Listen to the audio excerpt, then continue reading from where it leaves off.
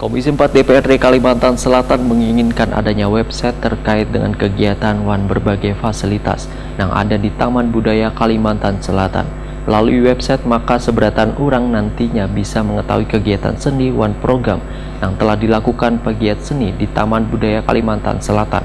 Karena website ini sekaligus menjadi ajang promosi kegiatan seni yang ada di Banua. Komisi 4 DPRD Kalimantan Selatan menginginkan adanya website terkait dengan kegiatan Wan berbagai fasilitas yang ada di Taman Budaya Kalimantan Selatan.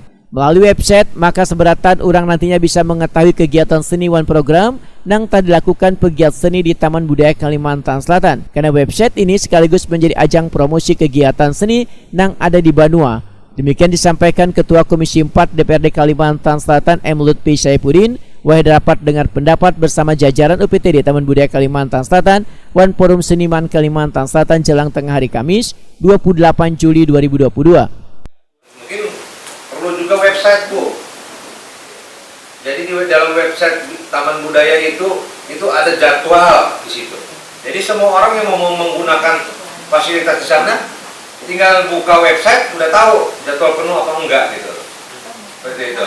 Ya kan murah aja nih mumpung di perubahan gitu loh, misalnya ada itu kan. Nah, lalu juga sebagai ruang informasi, bahkan mungkin ruang iklan di situ kalau misalkan bisa, ya kan, untuk meningkatkan PAD bisa, Bu, website itu gitu loh. Dan jangan lupa itu menjadi mungkin bisa bukan hanya kita yang di Kalimantan Selatan, di seluruh Indonesia bahkan dunia mungkin bisa melihat jendela budaya Kalimantan Selatan melalui website yang Ibu tampilkan. Itu. Atau bidang yang membuat websitenya, tapi di situ ada taman budaya, ada taman mini, ya kan, ada anjungan, ada dan berbagai-bagai lagi seperti ada museum dan sebagainya seperti itu. Terkait dengan website, menurut Kepala UPTD Taman Budaya Kalimantan Selatan Suharyanti Wahitakuni Primatipi sangat menyambut baik adanya keinginan anggota dewan tersebut.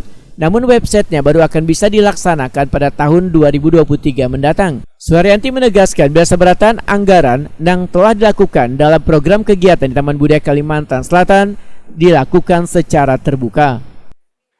Untuk website itu nanti memang kita 2023 nih baru mau kita aplikasikan supaya nanti ya jelas kita akan masalah semuanya terbuka kok.